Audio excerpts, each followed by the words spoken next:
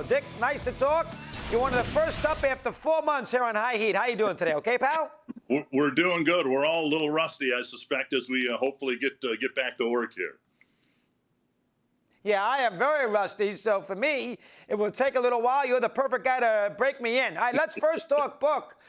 You've been the Twin broadcaster here for a very long time. Lots of good stories. Life as a Twin announcer. Let me hear some thoughts on that first. That's a labor of love putting that together, right?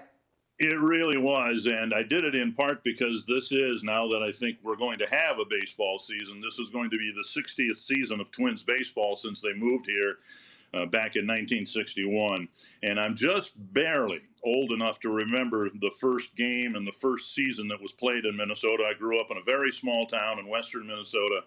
And so I thought it might be nice, since this is the 60th year of Twins baseball, to write a bit of a history book from two different perspectives. The first perspective, that as a fan who grew up following the team, and now for nearly 40 years as a broadcaster.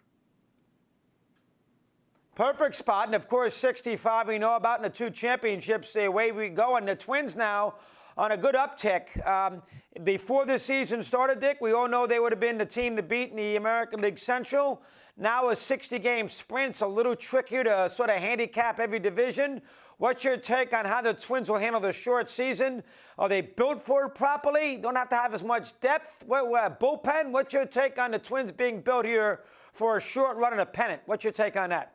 Well, I think they should still be the favorite in the division. The signing of Josh Donaldson, which added strength to the strength of the team, the home run hitting, got a lot of headlines, but they did some really nice things with the pitching staff, bringing in some veterans. Kenta Maeda is going to be in the starting rotation for the Twins. Rich Hill, who was not going to be ready at the very start of the year, was supposed to get his season started about now.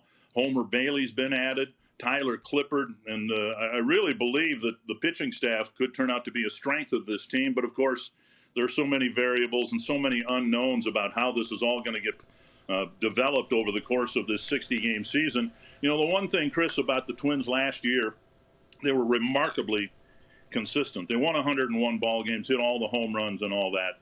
But they only had one 3-game losing streak and one 4-game losing streak. And I suspect that the teams that get into the playoffs this year in 2020 are going to be the teams that are going to be able to avoid those long losing streaks. 100% get off to a good start, too. Sano, of course, they need him.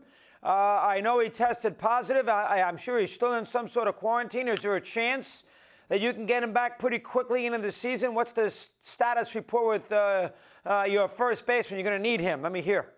Yeah, Sano, of course, was going to be transitioning from third base to first base full time. He played some over there at first base, so the time that he's missing right now is really going to be important. Now, he got a lot of reps in spring training back in February and March, but they don't know yet until he passes two negative tests on COVID-19. They don't know when to expect him, and then he'll have to have a bit of a crash course again on first base and, you know, relays and all that sort of thing.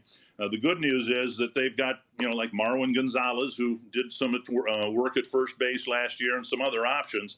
So it's going to be a fact of life for the Twins and every other team in Major League Baseball. We're going to lose players to the virus, and the teams that are going to be able to withstand that are the ones that will be there in the postseason, I suspect. What's the feeling about the ball club? I'm sure you've got a little sense. I mean, it's going to be a different vibe at the park, and how players deal without fan noise and support and all that. And that's an adjustment for anybody. Some people really get turned on by playing in front of big audiences. That's not going to be the case. This Twins team's had great crowds in that great ballpark for the last year or so. How are they going to adapt to that? What do you see there? Well, they had an inter-squad game the other night that I went to, and it was really weird. Josh Donaldson hit a home run, and he did his home run trot, and he got to home plate, and there was nobody there to embrace him, high-five him, or anything like that. So we're all going to be seeing and hearing a lot of things on the telecasts and at the ballparks that we haven't seen nor heard before, and we're going to miss a lot of what we have grown accustomed to hearing, fan reaction. Imagine, and it'll happen, of course, somebody's going to get a walk-off hit probably on opening day, and what's the reception going to be like? You know, you're not going to have the big reception at home plate, even though a guy just ended the ball game perhaps with a home run. That's going to be different too, no question. Now, how about the rules? Do you like the 10th inning stuff? I don't have a problem with it. I think this year, why not? The man on second base, the guy who made the previous out in the ninth. And then, of course, the three-batter minimum is something that we got to consider too. What's your take on a couple of the rule changes, Dick, as far as 2020 is concerned? Well, you mentioned a couple of them. The one I really like is the universal DH because it's really been silly, from my standpoint, to have the two leagues continue to play by different rules. And so we'll get a taste of it this year, and it might be one of those things that will be carried forward into 2021. Of course, the Twins are pretty well set with their DH and Nelson Cruz, and I would imagine he's pretty interested too as a free agent after this year in the hopes that the National League will adopt the DH and he'll have even more competition for his services after this year if it's not with the Minnesota Twins. But I do like the universal DH, and I think that'll be something hopefully that they'll carry forward to 2021 and beyond. Twins should be good. You made a good point about the pitchers. I actually forgot about Rich Hill. Maeda will be good, and obviously they can hit. So this should be an interesting little 60-game run here for Minnesota. Dick, you'll be part of it.